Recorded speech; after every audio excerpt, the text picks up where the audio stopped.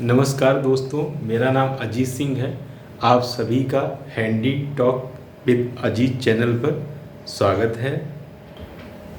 दोस्तों, आज का टॉपिक है मेड़बंदी या हद बरारी या सीमांकन भी कहते हैं। दोस्तों, गांव में ऐसे बहुत से मामले होते हैं जिसमें ज़मीन किसी और की होती है और कब्जा किसी और का होता है।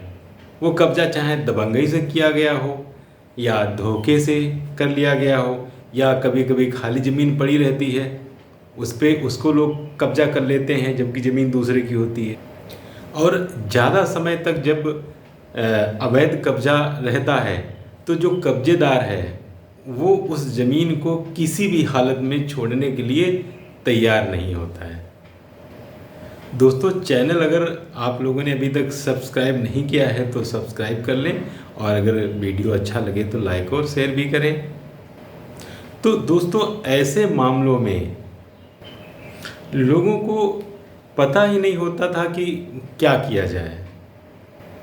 कहीं लेखपाल को मिलके अपनी समस्या बताते थे तो लेखपाल के पास जाने पर भी समस्या का हल नहीं होता था। उसके बाद फिर कानूनगो के पास जाते थे, अगर वहाँ से भी समस्या का समाधान नहीं हुआ तो उसके बाद में फिर और बड़े अधिकारी हैं उनके ऑफिस, इस ऑफिस से उस ऑफिस, उस ऑफिस से इस ऑफिस दौड़ भाग करते थे, फिर भी समस्या हल नहीं होती थी। अधिकांश लोग तो थक हार कर बैठ जाते हैं।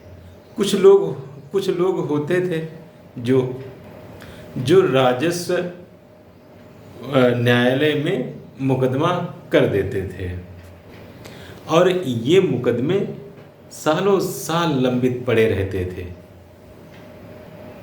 इसके पीछे बहुत से कारण होते थे।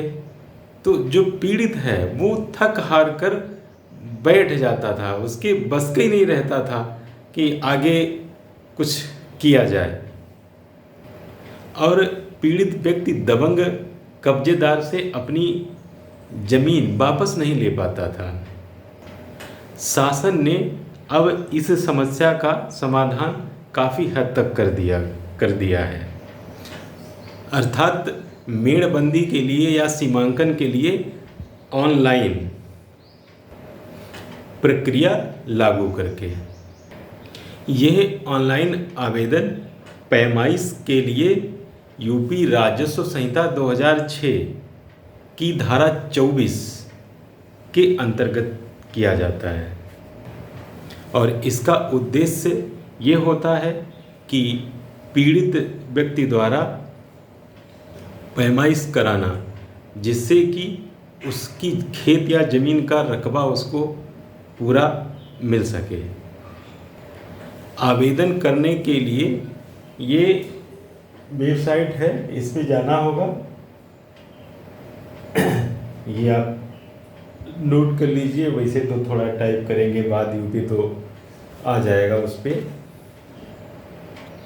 जब आप आवेदन करेंगे, चाहे अपने आप मोबाइल पे या जन सुविधा केंद्र में जाके जब आप आवेदन करेंगे तो कुछ फीस भी इसकी लगती है और उसके बाद जब आपका आवेदन हो जाता है तो आपको रजिस्ट्रेशन नंबर मिल जाता है और फिर ये केस एसडीएम के पास चला जाता है और एसडीएम इस केस को तहसीलदार को सौंप देते हैं और तहसीलदार इस केस को राजस्व निरीक्षक को सौंप देंगे और राजस्व निरीक्षक को 1 माह के अंदर पैमाइश करके उसकी जो रिपोर्ट है वो तहसीलदार को सौंपनी रहती है और इसके लिए राजस्व निरीक्षक समय और तिथि निर्धारित करता है। उसके बाद जो पक्ष और विपक्ष के लोग हैं उनको सूचना दी जाती है, उनको मौके पे बुलाया जाता है। तिथि जो दी गई है और जो समय दिया गया है दोनों पक्षों के सामने या जितने भी पक्ष उसमें शामिल हैं उनके सबके सामने पैमाइश की जाती है और उसकी पूरी रिपोर्ट तैयार की जाती है राजस्व निरीक्षक द्वारा पैमाइश पूरी होने के बाद, जो कि 1 महीने के ही अंदर उसको करनी होती है, रिपोर्ट एसडीएम को सौंप दी जाती है और इसके बाद एसडीएम को 3 महीने के अंदर मामले का निपटारा करना होता है और ज़मीन अवैध कब्जेदार से मुक्त करा के जो उसका असली मालिक है उसको सौंप दी जाती है। तो दोस्तों, ये था आज का वीडियो। कैसा लगा आप लोग लाइक और शेयर करके बताइए और चैनल को भी सब्सक्राइब कर लीजिए। वीडियो देखने के लिए धन्यवाद।